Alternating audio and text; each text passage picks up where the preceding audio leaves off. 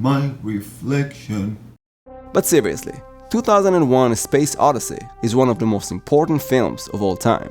And for its 55th anniversary, the Belcourt Theater in Nashville, Tennessee is having a special screening. And you know what that means. It's time for an adventure. So yeah, for this special occasion, I've decided to treat myself with a solo road trip. And you guys are more than invited to join me. Because why not?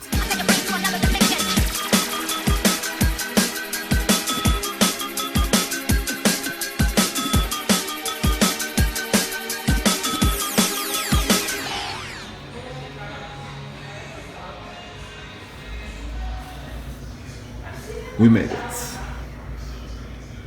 There are some other classics here too. It's pretty cool.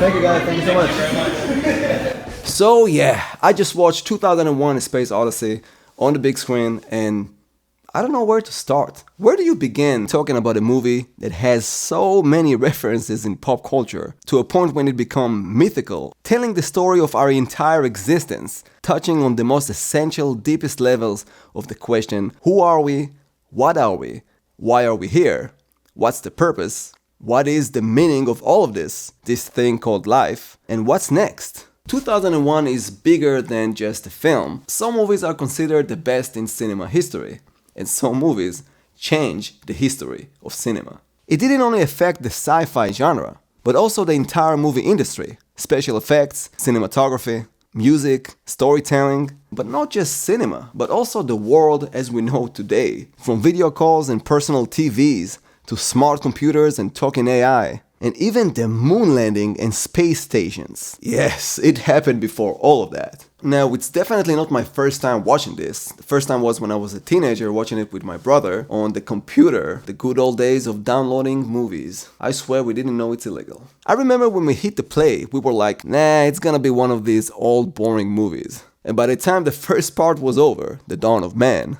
we looked at each other with the face of, okay, that was pretty interesting. What was it? Only the most important moment in human history. And then comes the second part, and you wonder, wait, what? Are we still in the same movie? What happened to the apes? I got so attached to them. And before you know it, you get sucked into the second part, forgetting about the first one until suddenly, bang, that monolith from the first part appears again. Now this film really got your attention. You are fully invested. You want to know everything. What is this? What's the meaning of it? What the hell 9000 is going on here? You see, some movies you watch from beginning to end, you understand it, you love it or hate it. But this one, there's no way you'll get it on the first viewing. Probably not the second or the third. But even though you don't understand it, you're still amazed by it. You know the old saying, it's not a movie, it's an experience. Well, this is the one that probably started this old saying. And watching it on a big screen is interesting because it takes the experience to another level. Let's start from the beginning. It opens with 3 minutes of a black screen and music to put you right in the mood, like it tells you, you better buckle up. Hearing this music in the theater, it hits different. It's like you're being transported into a different dimension of, I don't know, different time and space. It captures your attention right from the start without saying a single word. Visually, it's absolutely stunning. Every frame in this movie looks like a picture that you can literally hang on the wall. I simply can't believe it came out in 1968. These effects still look amazing to this day. I found myself watching this thinking, how did they do some of this stuff? We're talking about a movie from the 60s. That tells you just how ahead of its time this thing is. The music choice, just like the visuals, classical music, the top achievement of humanity in sound, is playing along the top achievements of humanity in technology. But also it made me realize something very important. It kind of changed a few things that I thought about this film. I used to think that one of the things that kind of gave away the age of this film was the pacing. You know, that back in the day, these effects were so groundbreaking that the movie kind of takes its time to show it off with very long, slow shots. But when you watch it in the theater and get the full effect as you're isolated from the outside world, you kind of understand why it was made like this. Unlike other movies, and especially today when everything is fast-paced and a lot of the movies feed the viewer with instant entertainment, this movie wants you to participate in it, to become a part of it as a real experience. Imagine you were witnessing a giant aircraft floating in space or landing on the moon, in real life right in front of you. You probably wouldn't say, alright, I get it, let's fast forward. No, you're gonna stand there with your eyes wide open, appreciate every single moment of this breathtaking event that is taking place right in front of your eyes. You wouldn't want to miss a second of it. And that's what this movie is. When the astronauts are going for a spacewalk, all you hear is breathing, as if you yourself were inside that spacesuit right now, floating in space in real time. Yep, Kubrick invented ASMR before it was a thing. Even the Stargate flashing colors sequence is a point of view that you experience yourself. And let me tell you, on the big screen with the surround system, the impact is much bigger. Look, I never did drugs in my life. I never even smoked a hookah.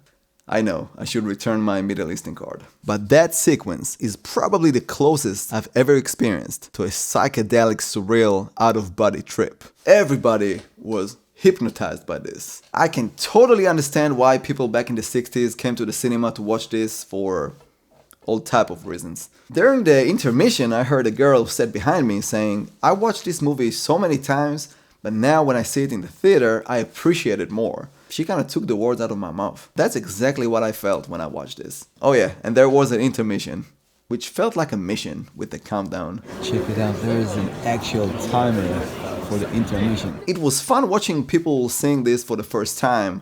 You can see them going through the process too. Like the first 20 minutes with no dialogue at all, they look like, is this about apes fighting each other? You know, to hear them gasp at perhaps the greatest cut in cinema history, like literally history, a 3 million years jump. Yeah, who said this movie has a slow pace? To feel the excitement in the theater when Hal goes, I'm sorry, Dave, I'm afraid I can't do that.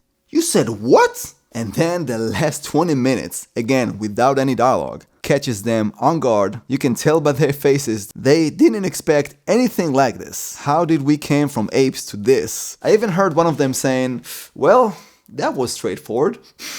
You can tell they're gonna Google the heck out of this. And I can only imagine what was it like back in the 60s. People left the theater confused with no fast access to information like we have today. And I don't care what anyone says, out of all the horror movies I've seen in my life, really, this one scares me the most. There's something so dark and unsettling about the atmosphere of this film. The creepy music, the non-music parts. Hal is low-key one of the most terrifying villains of all time, and he doesn't even have a face. It's just this red light. But somehow he's acting more human than the humans. Clearly there's an intervention of a superior being. This monolith that represents it is definitely not man-made and always look out of place in any environment it's in. But what makes it even more jarring is the fact that the movie never show you that other superior life form. You never see the aliens or the gods, which makes it feel even bigger as it's beyond our human perception to comprehend it. Kinda like how we look at smaller life forms like single-celled organisms or small ants. And its presence changes the course of our entire species every time it appears. It is scary but also exciting at the same time. What the future holds for us, the next step in human evolution. In a way, this movie is like a monolith itself. You may not leave the theater as a star child, but you will leave the theater a little bit more aware. It will push you to think, to ask questions, to wonder about the unknown mysteries of the universe and about our existence. 2001: A Space Odyssey is a timeless masterpiece. Visually, storytelling, the use of music and sound, this is more than just a movie. It's one of the best artistic achievements ever made. The title may say 2001, but even decades later, this creation is still ahead of its time. Thank you for watching, and I'll see you soon.